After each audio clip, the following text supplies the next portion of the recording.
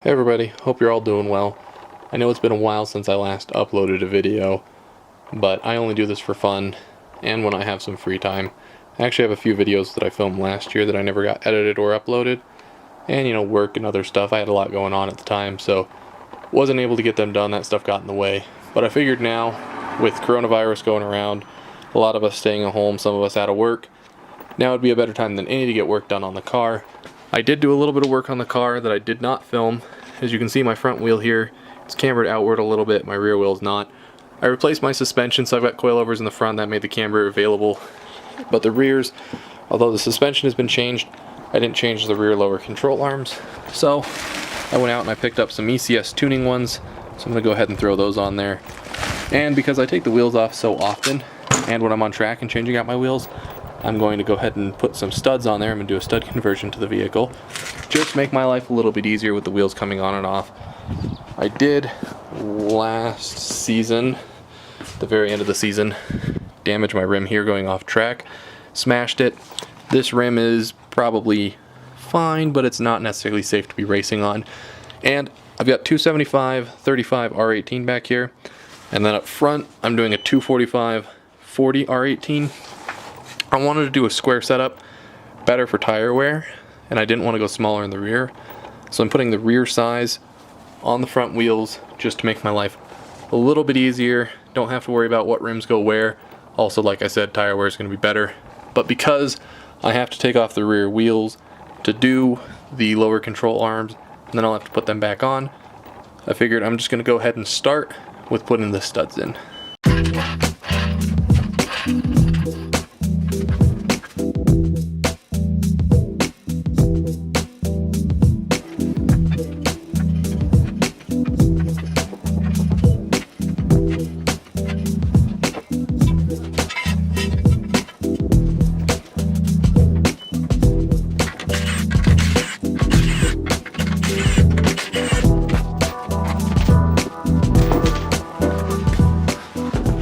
And you can see a little bit better, that is the curb rash that I got on this wheel, which is part of why I'm doing this. I decided I was going to replace the wheels when this happened. I figured it was kind of necessary. So I've got new wheels, but since I'm going to be taking them on and off the track, since these are still by street tires, summer tires, the other wheels have slicks on them, so I can't necessarily drive those to the track. I do want to make my life a little bit easier instead of having to line up the holes, which I always hated doing, even when I did stuff like my brake job, which I think is another video I had filmed that I never released. So when you install studs, like this one right here, you're going to want to put thread locker on it. Now these come pre-installed with thread locker. When you take old ones off, they should have already had thread locker on them. So that's going to leave the inside of the threads dirty and caked in old thread locker. So to ensure a good fit, you need to clean them out.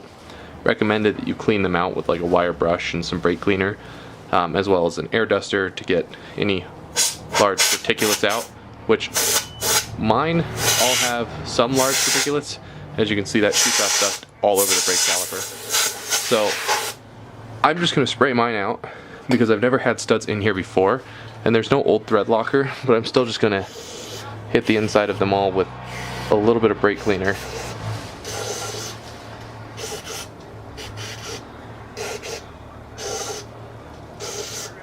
The benefit of the brake cleaner is it will dry out very quickly.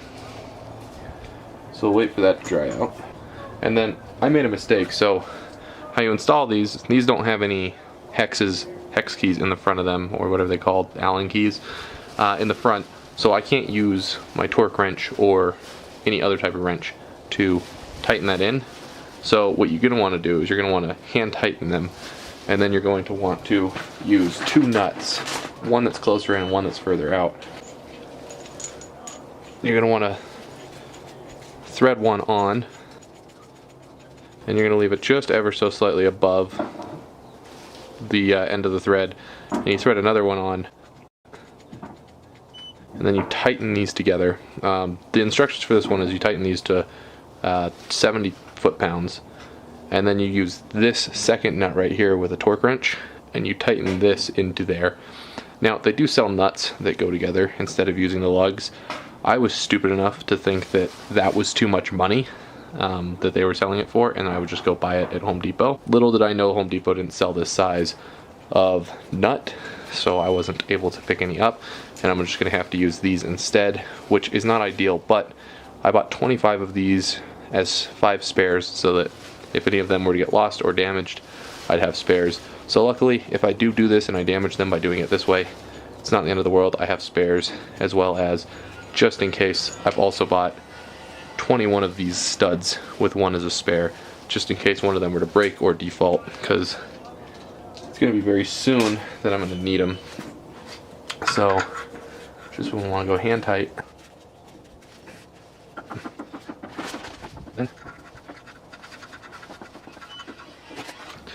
I did get myself some washers. I've got 3 of them right here. I'm just going to put them between the 2 nuts just to try and protect the nuts, the lug nuts, just in case. I don't know if it's going to do anything or if it's going to help, but because I don't have the right nuts, I'm going to just try it. Okay, so I'm just going to torque these down. I've got a 17mm wrench right here because these are 17 mils. And then just put that guy on there. Wait for a click.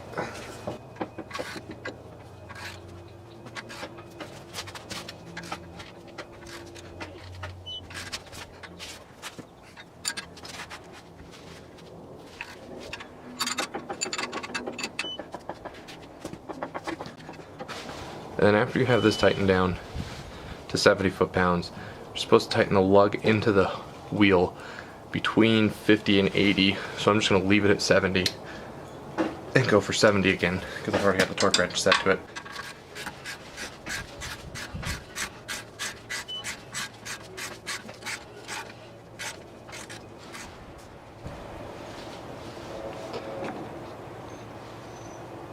So I tried installing the stud with the lug nut method a couple more times. I tried torquing them down past the 70 that was recommended to see if it would hold then. That didn't work, so I removed the washers. That didn't work either. No matter what I tried, my lug nuts were just spinning together and going down. They weren't gripping the stud and turning it in at all. I've seen people have relatively good success with that method. So if you don't have the nuts, that's kind of a good way to go. But I didn't have good success. I ended up damaging the lug nuts, but they're still good enough for use, so I'm just going to use them in an emergency if I absolutely need them. Nearest auto parts store to me, though, is about a half-hour away. Kind of gave in, and I went down to the auto parts store, as you can see, and I just got 2 nuts that had the right pitch. I can't get this pitch at a hardware store where I live. Maybe you can where you are. Also depends on the studs that you get. But for me, my best bet was to just go down to an auto parts store, cut my losses, and just make my life a little bit easier. Once I got these nuts, though, it was a lot easier to install. They're also a lot easier to use. I did end up being able to get all the studs installed using just these 2 nuts. So I'd recommend just don't do what I did. The nuts, they're really cheap. Those ones cost me 98 cents for the 2 of them. Just pick up some before you start the job and you'll save yourself a lot of trouble.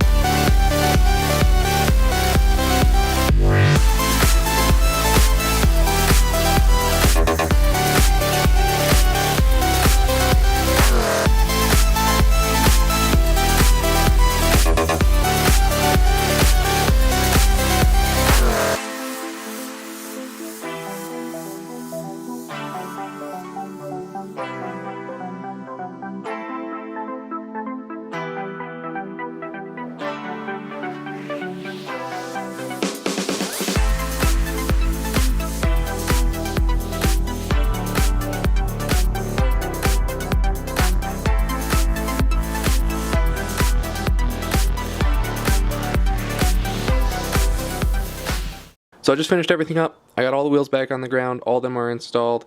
And I did want to get this one between 70 foot-pounds. That's what I was looking for when I torqued it down. But I had an issue on the other rear wheel and then the front driver wheel. I was only able to get those to 50 or 60 foot-pounds for some odd reason. And then that wheel over there, the other front wheel, I got that between 60 and 70. The nuts were just slipping down the stud when I did that. Don't know why it was. They did get a little chewed up. Maybe the torquing and untorquing of them constantly caused them to have issues. Don't know what it was. That's my only guess. Regardless, it's getting late today, so I think I'm going to put in the lower control arms tomorrow. That's all we have left to do anyway. So I'll just catch you guys in the next video.